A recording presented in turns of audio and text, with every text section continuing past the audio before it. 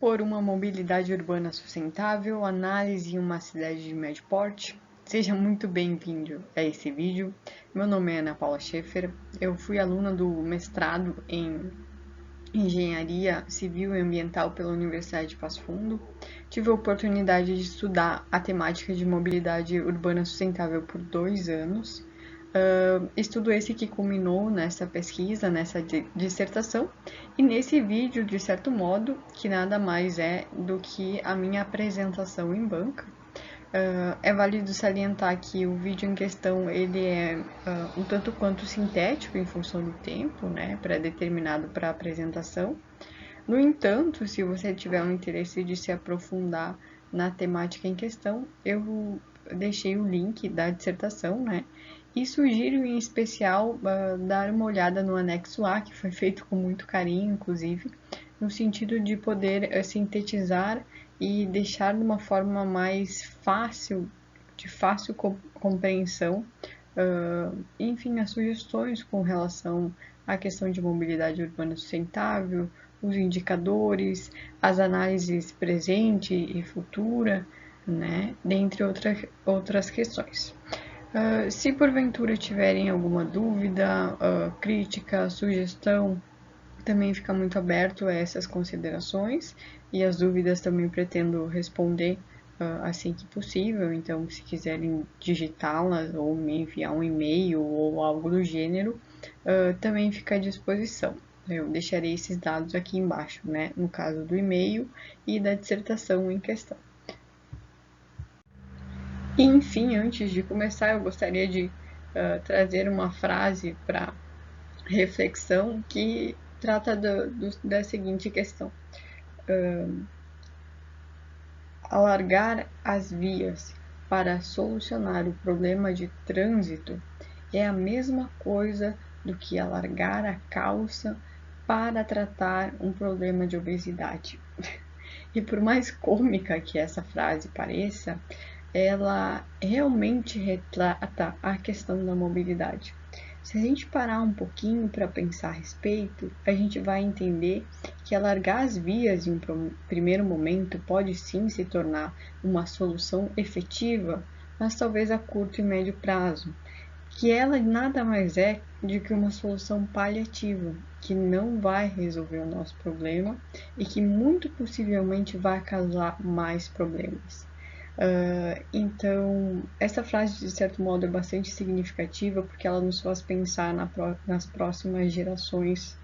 Ela nos faz pensar que a gente precisa de medidas muito mais efetivas do que soluções rápidas e confortáveis, inclusive, que não interfiram numa mudança cultural, por exemplo.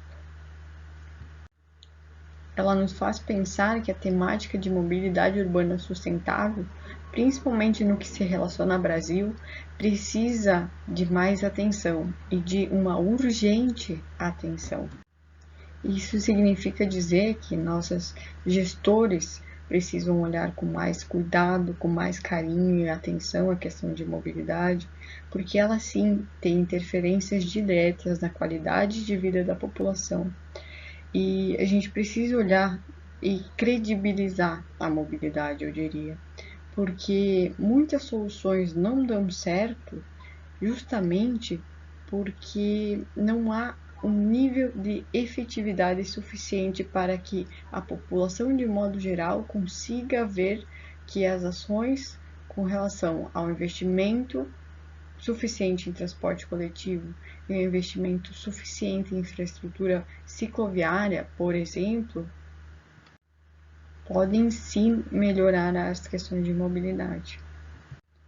Mas é preciso tornar isso de fato efetivo, porque não adianta a gente simplesmente remover os estacionamentos de uma avenida, por exemplo, para implementar uma faixa exclusiva de ônibus, sendo que o ônibus está em situações precárias, não tem atratividade de público suficiente, não tem o mínimo para que ele possa de fato ser algo que a população vá em busca de por conforto, por qualidade e para que de fato ela consiga, enfim, amenizar a utilização do transporte individual.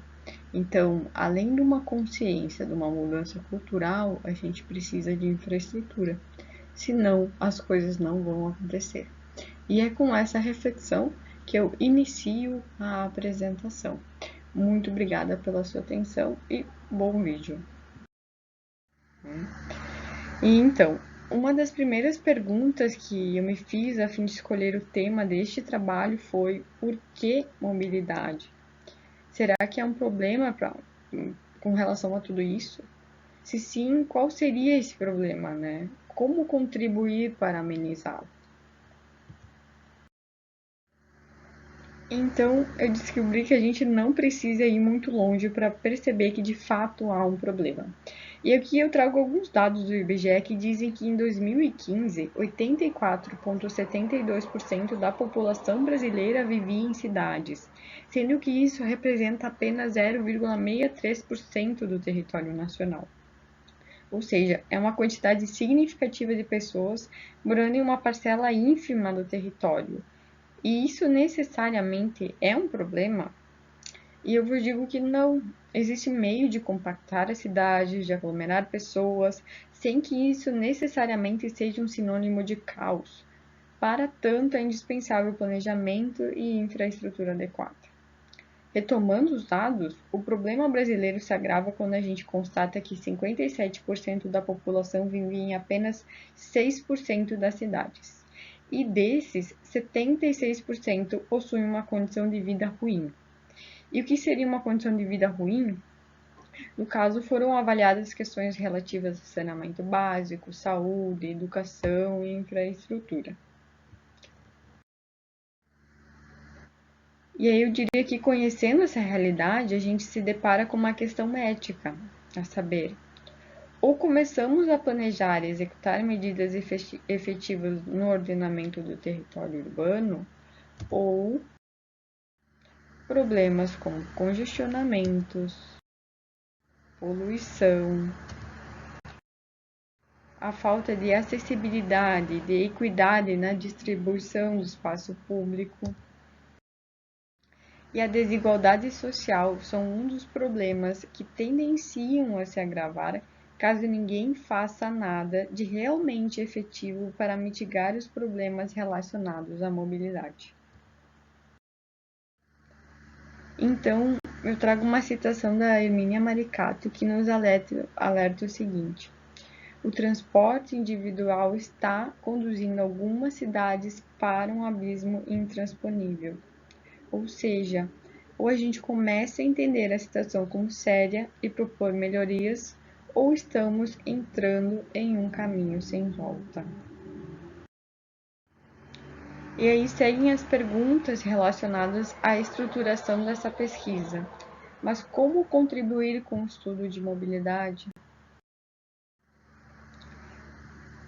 Diante de tal questionamento, foi feita uma busca procurando entender sobre os antecedentes, fundamentos teóricos e conceitos. Pesquisou-se a fim de compreender a problemática do uso do automóvel, depois evidenciar o problema por meio dos números ou dados. Em um terceiro momento, apresentou-se a relação que o urbanismo e a morfologia urbana possuem com a mobilidade e como a cidade compacta e mista pode ajudar no problema em questão. Compreendido, digamos que esses fenômenos, né, o segundo passo foi desenvolver uma revisão a fim de pesquisar o estudo da arte a respeito de ferramentas que possam quantificar a mobilidade urbana sustentável.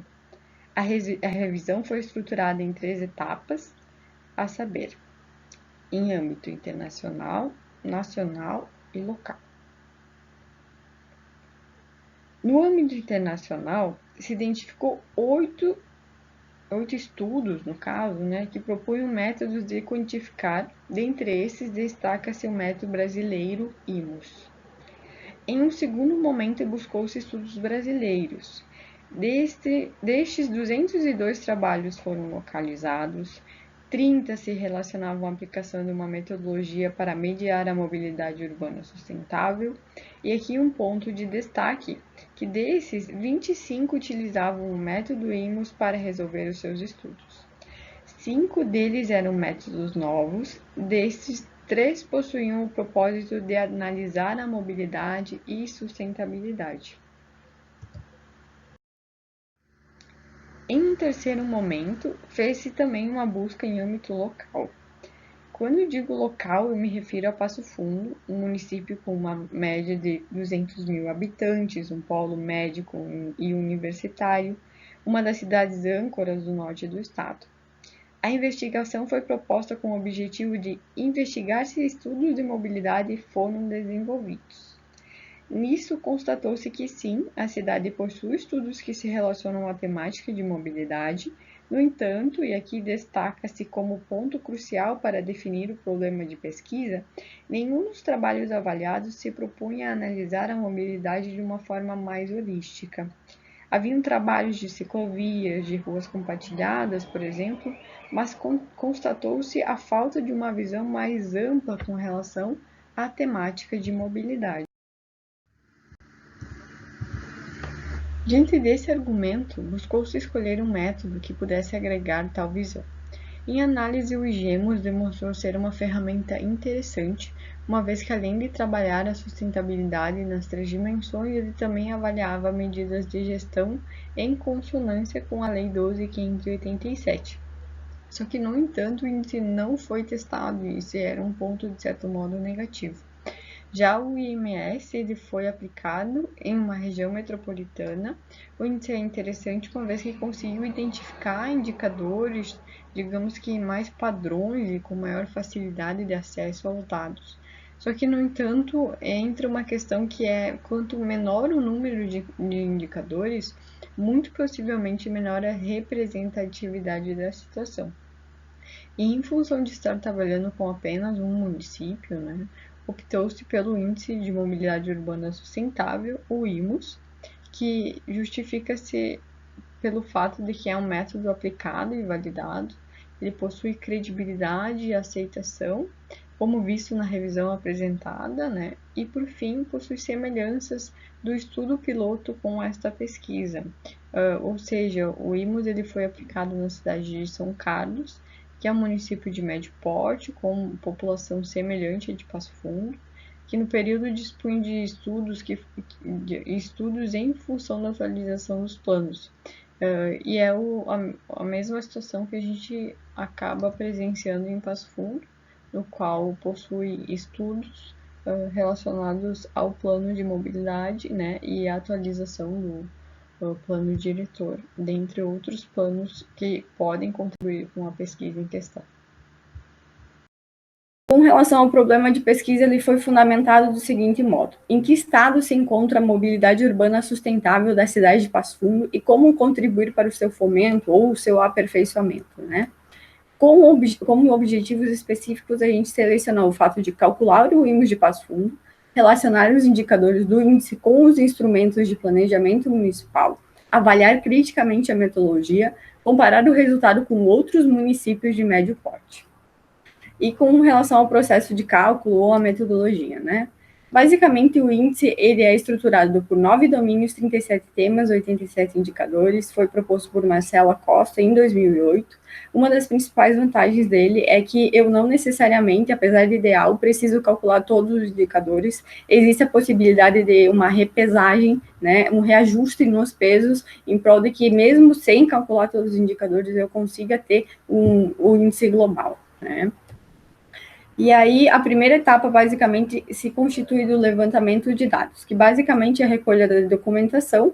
Primeiramente, a prioridade seria conseguir dados mesmo, ou seja, a consulta base de dados.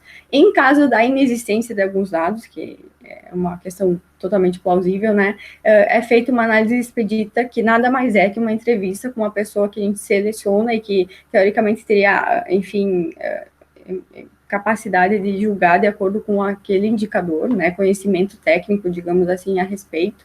E por um terceiro momento, um questionário online foi aplicado a fim de solucionar os indicadores que não se tinha dados, digamos assim, e também careciam de uma opinião popular. A caráter de curiosidade, o índice ele é composto de 70% de dados quantitativos, 25% qualitativos e 5% misto.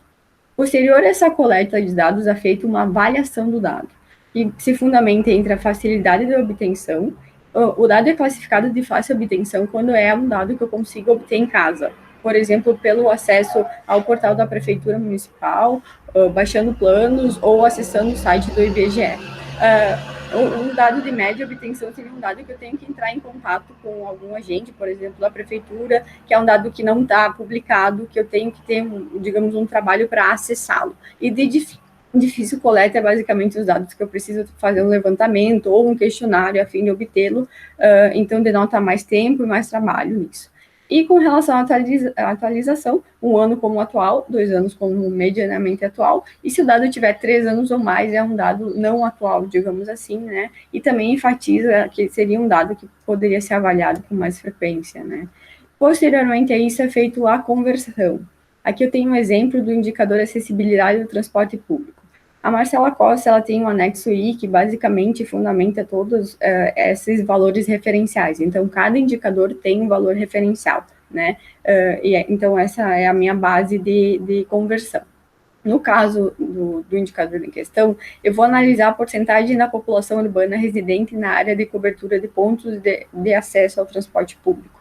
Então, supondo que eu tenho dado que 75% da população reside na área de cobertura, eu basicamente faço a conversão para 0,75, é só alinhar na tabela. Se porventura o dado for de, por exemplo, 72,5, eu posso fazer uma média ponderada e também obter o score. E essa mesma tabela, ela também vale para as análises expeditas, ou seja, eu apresento essa tabela para a pessoa que eu estou consultando, né, com relação à pontuação, e ela seleciona de acordo com os seus conhecimentos. Vou tomar uma água aqui, só um minutinho. Enquanto esse procedimento é feito, ao mesmo tempo é feito também a caracterização do município, que nada mais é que o levantamento de dados demográficos e socioeconômicos municipais. É feito também um levantamento com relação aos aspectos relevantes à evolução urbana, uma leitura da legislação, e nesse caso a gente priorizou também uma maior ênfase no plano de mobilidade urbana sustentável. A quarta etapa, que visa basicamente solucionar o objetivo específico de relacionar os indicadores do índice com os instrumentos de planejamento municipal, ela é feita a partir de uma leitura dos planos. Então, basicamente, se lê os planos, se localiza se existem metas e se essas metas são quantitativas. Se forem quantitativas, ficou muito mais fácil de eu prever um score futuro, por exemplo. E se não, a segunda opção é um contexto. Às vezes a gente não tem uma percepção de quanto pode aumentar, mas que pode aumentar em função do contexto, e isso foi discriminado em cada indicador em questão, porque cada caso é um caso específico. E aí, com relação à justificativa da avaliação, é basicamente porque a 12.587, ela não prevê a avaliação da qualidade dos planos, e para mim é uma questão essencial, e eu realmente gostaria de avaliar o plano de certo modo nesse trabalho. Depois, a próxima etapa é a avaliação da metodologia, né, que visa cumprir o objetivo de avaliar criticamente a metodologia. Então, ela se fundamenta numa leitura dos trabalhos que aplicaram IMOS, é feita uma espécie de uma triagem dessas considerações, até para não ficar falando o que já foi dito, né, e dar mais, digamos, reconhecimento à questão da crítica construtiva, né. Com relação à terceira etapa, é feito, então, considerações da pesquisadora, no caso eu, o que não foi considerado e que eu achei que deveria, enfim, teve algum problema, ou, enfim, alguma incompatibilidade, eu acabei considerando, né, e, enfim, na sequência, é calculada a porcentagem dos indicadores. O que seria isso? Basicamente, a gente localizou todos os scores, né, das cidades que eu consegui ter acesso às tabelas completas, e foi identificado os indicadores que tiveram menor porcentagem de cálculo. Isso basicamente com o intuito de poder facilitar futuros ajustes ao método, porque o indicador que foi menos calculado, talvez ele poderia ser objeto de análise para, digamos assim, um aperfeiçoamento dele, né? E por fim, a verificação de pesos, que mais adiante eu vou explicar de uma forma mais entendível, né? A sexta etapa seria basicamente o comparativo, que visa se relacionar ao objetivo específico de comparar o resultado com outros municípios de médio porte. E aqui surgiu uma dúvida, se seria possível fazer um comparativo entre as cidades apenas com os resultados globais, porque em vários trabalhos, inclusive no meu, eu coloquei um ranking, né? Só que daí eu percebi que aquele ranking é uma visão muito superficial do que de fato está acontecendo e que não é muito adequado a gente fazer um comparativo apenas com o score global de cidade para cidade. Por quê? Porque o indicador tem uma quantidade significativa de indicadores, pode ser que uma cidade calculou menos do que outra os indicadores, tem a questão da qualidade dos dados também, como foi feita essas coletas. Então, eu cheguei a uma conclusão que talvez eu pudesse avaliar essas cidades de médio porte como uma espécie de um panorama, fazendo uma média ponderada entre os valores dos scores gerais, para identificar os indicadores menos calculados e relacionar a política nacional de mobilidade urbana. Enfim, com relação aos resultados. No que concerne ao domínio e acessibilidade, a gente obteve 55% da população ideal, com uma previsão de crescimento de 23%. A dimensão mais influenciada foi a social e com relação às análises futuras à econômica.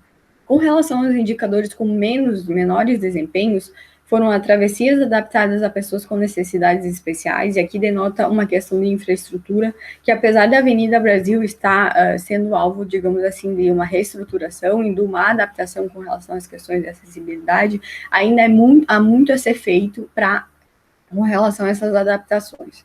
Vagas e estacionamentos para PNE, aqui a gente acabou optando por analisar apenas os estacionamentos rotativos, que foi o que eu teria dado, né? E aí se alerta porque há uma previsão no plano de estacionamentos, de ampliar os estacionamentos rotativos, no entanto, a gente enfatiza que não está de acordo com a norma que preconiza que 2% desse total de estacionamento seja destinados às vagas de estacionamentos para PNE. Então, teria que ser realmente ajustado para estar em sintonia com a NBR.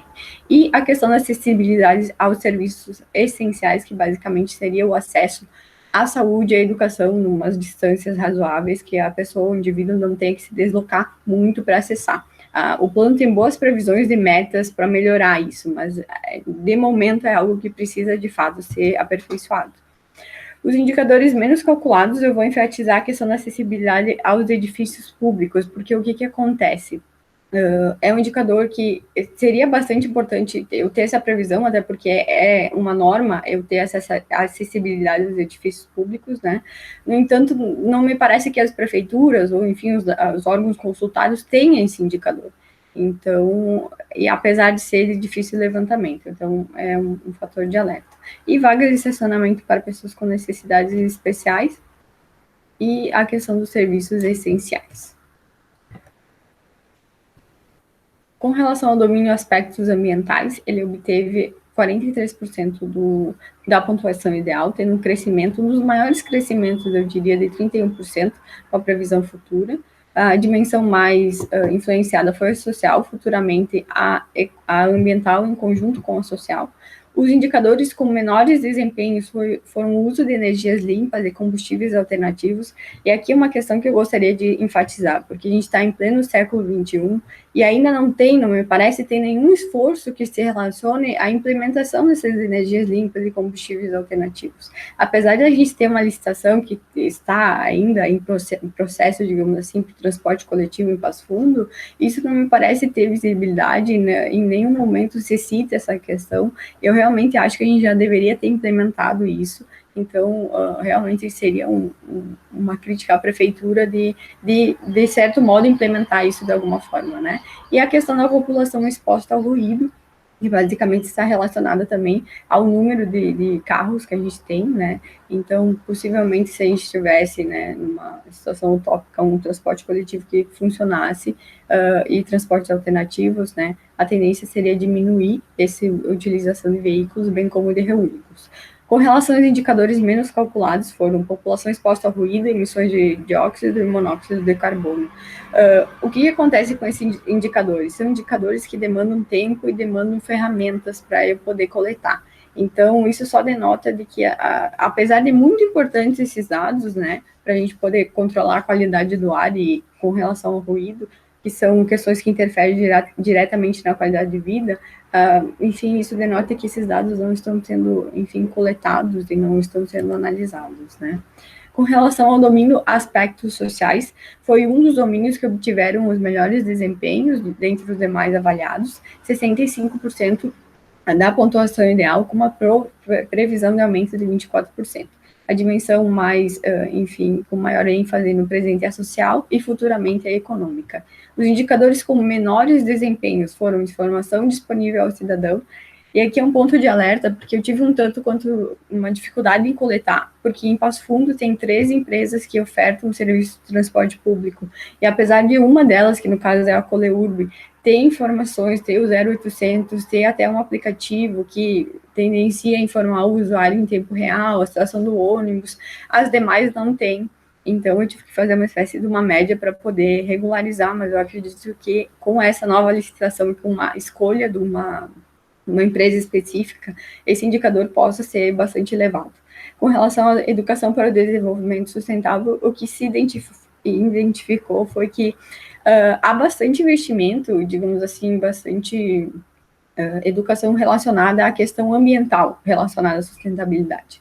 E aqui se enfatiza o fato de que ela poderia ser trabalhada, assim, em um âmbito mais amplo, digamos assim, que se relacionasse às questões sociais e também às questões econômicas. Os indicadores menos calculados foi qualidade de vida e equidade vertical, que também é um indicador de difícil acesso, no qual eu tenho que localizar o número de viagens das pessoas mais pobres e das pessoas mais ricas e fazer uma média.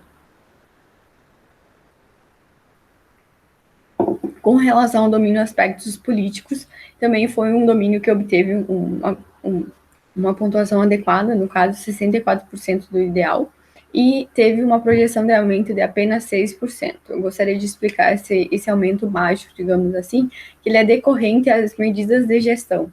Por exemplo, eu tive muitos indicadores que eu tinha que estipular a previsão futura, só que demandava um conhecimento da gestão futura, porque ele era relativo à gestão futura. Então, se optou por manter a mesma pontuação, e por isso ele teve um baixo crescimento, digamos assim, em matéria de projeções, porque eu não consegui estipular. E aí, com relação à dimensão mais influenciada foi a social e futuramente seria a econômica. Os indicadores com menores desempenhos foram parceria público-privadas, basicamente inexistentes no que concerne à mobilidade, distribuição dos recursos público e privado, e aqui eu tive um pouco de dificuldade de distinguir o que era o que, porque, por exemplo, quando a gente asfalta uma via, como não tem uma via específica para transporte coletivo, isso meio que fica integrado. É um investimento para o transporte público e para o privado, né? Então, apesar disso, os investimentos foram, enfim, calculados. Distribuição de recursos motorizados e não motorizados também obteve uma pontuação baixa. Indicadores menos calculados foi captação de recurso, distribuição de recurso público e privado e motorizado e não motorizado. Eu acredito que, especificamente, esses dois últimos, me pareceu, pelo menos na Prefeitura de Passo Fundo, que o sistema ele não divide por áreas, digamos assim. Eu não consegui esse dado por área. Eu tive que eu mesma fazer a seleção, porque ele dá tudo meio integrado. Então, fica, obviamente, mais difícil de calcular, né?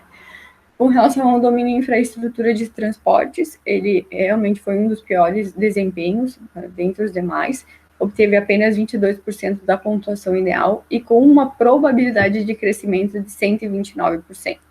E aqui eu realmente fui comparar se eu não tinha feito alguma coisa errada, porque era um crescimento bastante, muito superior aos demais.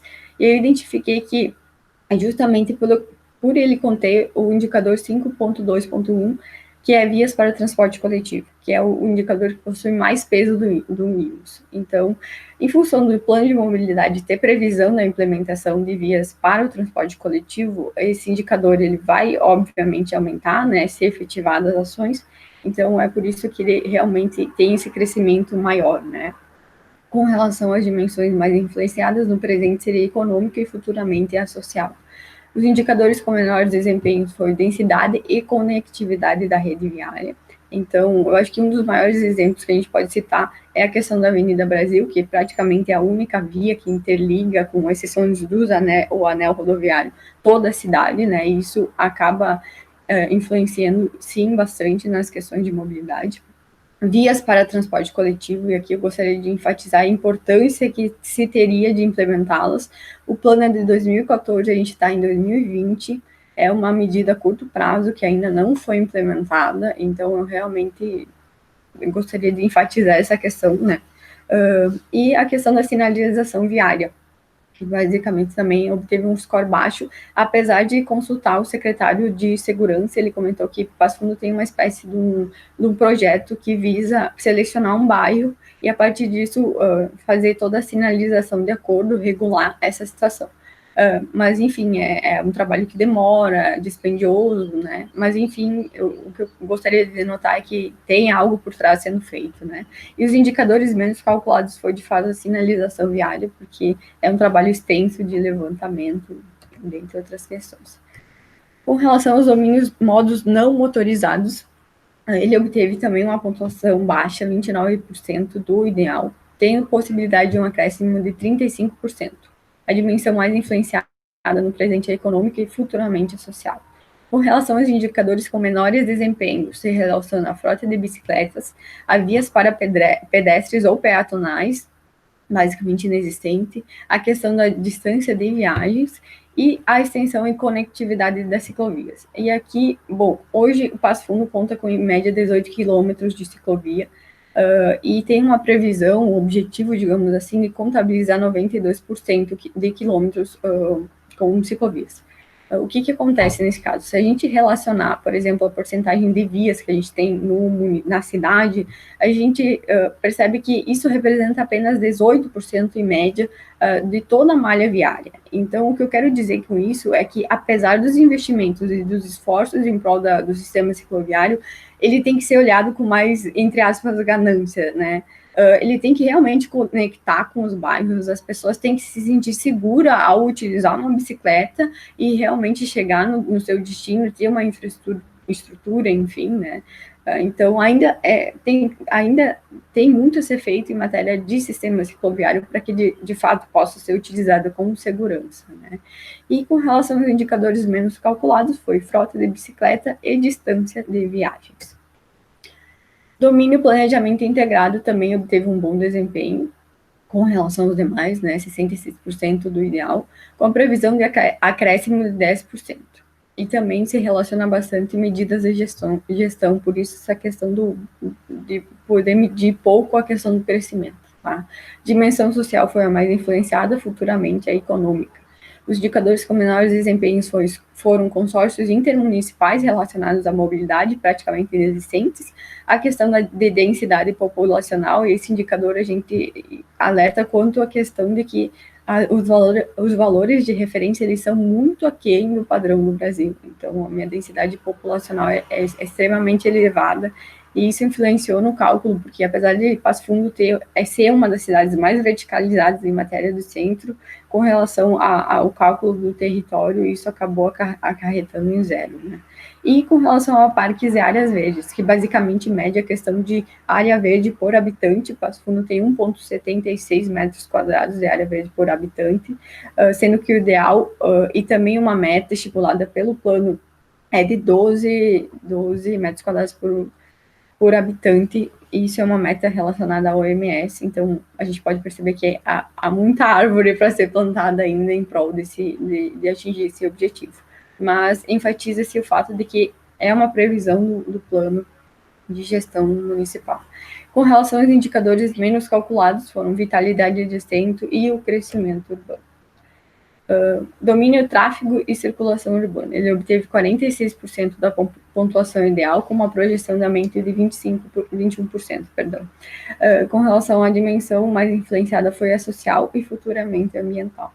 Os indicadores com menores desempenhos foram acidentes com pedestres e ciclistas, violação das leis de trânsito e taxa de ocupação de veículos, que basicamente tem uma proporção de um veículo para um indivíduo. Isso é péssimo em matéria de transporte, de mobilidade, né? Acarreta sérios problemas com relação aos congestionamentos e tudo que a gente vem sofrendo no trânsito de Passo Fundo, né? Indicadores menos calculados foi prevenção de acidentes e violação das leis de trânsito. Por fim, o domínio sistema de transporte urbano. Ele também foi um domínio que teve um péssimo desempenho, apenas 23% da pontuação ideal, tem possibilidade de aumento de 26%, com relação à questão da dimensão mais influenciada é ambiental e futuramente a social. Os indicadores com menores desempenhos foram frequência de atendimento do transporte público idade média da frota, índice de passageiros por quilômetro, transporte público versus privado, motorizados versus não motorizados, integração do transporte público, descontos e gratuidades, tarifas de transportes e subsídios públicos. Aqui eu gostaria de fazer, digamos assim, um resumo de todos esses indicadores que denotam o quanto ainda tem que ser feito em matéria de transporte público em Passo Fundo para que, de fato, ele se torne atrativo para a população efetiva. A frota, ela está antiga, a questão de índice de passageiros por quilômetro tem-se uma previsão de redução e não de aumento, né? A questão da integração do transporte, que poderia ser começado a ser pensado essas questões de integração com o sistema cicloviário, por exemplo. A questão dos descontos e gratuidades, que representa em média 89% dos usuários do transporte de Passo Fundo, eles têm um desconto ou uma gratuidade. Isso é bom por um lado e muito ruim por outro, quando o sistema é totalmente subsidiado por quem paga praticamente o valor total. Então, isso acaba influenciando no preço e na atratividade do produto, digamos assim. Com relação às tarifas de transportes também, todos os cálculos, de acordo com o IPC, que é uma espécie de um índice de preços do consumidor, que mede a inflação, os aumentos foram acima desse índice, né? E, por fim, a gente chega na questão de subsídios públicos, que, para mim, é fundamental. O que seria? Basicamente, um suporte por meio do próprio poder municipal em subsidiar os preços, os valores do transporte coletivo, porque a gente, de fato, tem que compreender que transporte coletivo pode sim ser uma solução, pode também influenciar e consideravelmente nas questões relacionadas à qualidade de vida. Então, eu acho que as prefeituras, de fato, deveriam olhar o transporte público com outros olhares e não da forma como estão enxergando, né? E os indicadores menos calculados foi pontualidade, inclusive um indicador que não foi possível ser calculado nessa pesquisa. Por fim, os resultados globais. Passo Fundo obteve um score de 0,457, é um score relativamente mediano, né? Denota o quanto ainda deve ser feito, de acordo com do que a gente mostrou nos domínios, né? E os indicadores. A previsão futura é de um aumento de 0,571%. Dá em média 23% de acréscimo, então ainda denota que, apesar dos esforços relacionados aos planos, a gente tem muitas questões que ainda não foram resolvidas e citadas e deveriam. A gente enfatizado também a questão das dimensões, que apesar de ser um score mediano, né, elas estão distribuídas de uma maneira equilibrada, tanto no resultado atual como no futuro. Aqui é só para ter um diagnóstico de todos os domínios, né? Os que obtiveram, de fato, os menores desempenhos foi infraestrutura de transportes e modos não motorizados, sistema de transporte urbano. Aqui a gente tem a previsão das dimensões dos resultados por dimensões. E, basicamente, eles continuam sendo os mesmos domínios, com piores desempenhos, com maiores ou menores pontuações em função dos pesos relacionados às dimensões, né? Enfim, falando de prioridade, né? Diante do exposto, se elencou os 10 indicadores prioritários para o INGOS de Passo Fundo, que basicamente seriam as vias para o transporte coletivo, o uso de energias limpas e combustíveis alternativos, as parcerias público-privadas, a população exposta ao ruído, fragmentação urbana, violação das leis de trânsito, vias para pedestres, integração de transporte público e densidade e conectividade da rede viária. Os indicadores que têm um retângulo tracejado em verde, eles são indicadores que eles aparecem de modo explícito no plano de mobilidade.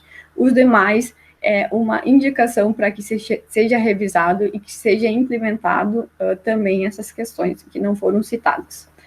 Com relação aos indicadores com maiores pesos para Passo Fundo, a gente destaca bastante as medidas de gestão, que se relacionam à política de mobilidade urbana, educação para o trânsito, estudos de impacto ambiental, consumo de combustíveis, equidade vertical, integração entre níveis de governo, qualidade de vida, participação popular e níveis de formação dos gestores. Com relação à metodologia, então, foram de fato identificados os indicadores com menores cálculos. Foi feita uma análise por domínio, e eu não acabei incluindo isso na apresentação em função do tempo, mas quem tiver mais interesse pode ler no trabalho, enfim. Aqui eu só vou enfatizar uma questão de que onde está localizado em vermelho, o que eu fiz, basicamente? Foi uma espécie de uma prova dos 9. Os números, de fato, o score é de 0 a 1, eles teriam que fechar em 1, então, né? E, basicamente, eu coloquei isso, vocês podem ver que aqui eu acrescentei 1, né? No sentido de que essa soma, ela deveria resultar em 1. E aí eu identifiquei que tem pequenas, mas bem pequenas falhas com relação aos pesos de algumas dimensões, né? Ultrapassam, excedem o valor de um, outros não, eles são menores do que 1. Também com relação ao peso total dos domínios e alguma coisa com relação aos temas, que a gente também tem uma distribuição que, no caso do domínio, fecha o peso e no cálculo geral não fecha. Então, são realmente pequenos ajustes que, enfim, têm o intuito de aperfeiçoar o índice em questão. E, por fim, a questão dos comparativos. A gente optou por cidades de médio porte para fazer esse comparativo. Foi feito em São Carlos, Itajaí, Vitória, Passo Fundo, Anápolis e Juazeiro do Norte. O que foi identificado? Que os piores indicadores com menores desempenhos nessas cidades, basicamente foram travessias adaptadas para pessoas com necessidades especiais, fragmentação urbana, uso de energias limpas e renováveis, estudos de impacto ambiental, informação disponível ao cidadão, educação para o desenvolvimento sustentável, distribuições de recursos motorizados e não motorizados, e recursos público-privado e parcerias público-privadas, as vias para transporte coletivo, vias para pedestres, ações para redução do tráfego motorizado, extensão e conectividade das ciclovias, consórcios intermunicipais, parques e áreas verdes, capacitação de técnicos e gestores, violação das leis de trânsito, índices de passageiros por quilômetro, modos motorizados e não motorizados, transporte coletivo versus individuais, terminais intermodais e subsídios públicos. Aqui, se fosse fazer um apanhado geral num panorama da situação, não difere muito da realidade de Passo Fundo. A gente vê que há, sim, uma carência no que concerne a questão da efetividade e da qualidade do transporte público, com relação também aos domínios que se relacionam ao transporte não motorizado. E uma coisa que me chama a atenção é que a legislação 12.587, ela está aí justamente para fomentar essa alteração, para que os planos de mobilidade não sejam apenas um plano bonito, muito efetivo, mas que fosse colocado em uma gaveta. E isso me dá um certo nível de angústia, digamos assim, porque eu não vejo essas questões sendo colocadas em prática. Eu realmente acho que elas deviam ser levadas muito mais a sério, como expostos no decorrer de toda a apresentação. Como conclusões, eu resolvi retomar os objetivos específicos e comentar um pouquinho a respeito de cada um. Com relação ao fato de calcular o índice de Passo Fundo, de fato, o índice foi calculado, o resultado final foi um resultado extremamente mediano, enfatizando de novo o quanto ainda tem que ser feito em matéria de mobilidade. Com relação ao objetivo de relacionar os indicadores do índice com os instrumentos de planejamento municipal, a gente enfatiza e até, de certo modo, parabeniza o poder municipal pelo esforço e por contratar, enfim, empresas, pessoas qualificadas e fazer os levantamentos e a proposição dos planos. O plano de mobilidade, apesar de poder contemplar alguns indicadores que não foram contemplados, como enfatizado no decorrer da apresentação, ele sim é um plano bem elaborado, é um plano que realmente leva em considerações as realidades locais, né? Enfim, com relação ao fato de avaliar criticamente a metodologia, então a metodologia foi avaliada, foram localizadas algumas inconsistências que de forma alguma desmerecem o trabalho da Marcela Costa, mas sim visam contribuir para que sim ele de fato possa ser aperfeiçoado, né? E por fim comparar o resultado com outros municípios de médio porte, que foi uma tentativa, digamos assim, de analisar um pouco o panorama e relacionar a 12.587. Por fim, eu gostaria de concluir essa apresentação com uma imagem que, para mim, é muito representativa. É uma imagem da Avenida Brasil, ela está em frente a alguns prédios históricos, e existe seu obelisco, que é basicamente esse monumento, que antigamente, aí eu não conseguia achar uma foto anterior a isso, ele basicamente era soterrado por estacionamentos. O obelisco nem aparecia, e era uma região, sim, nobre da cidade que poderia ser mais valorizada.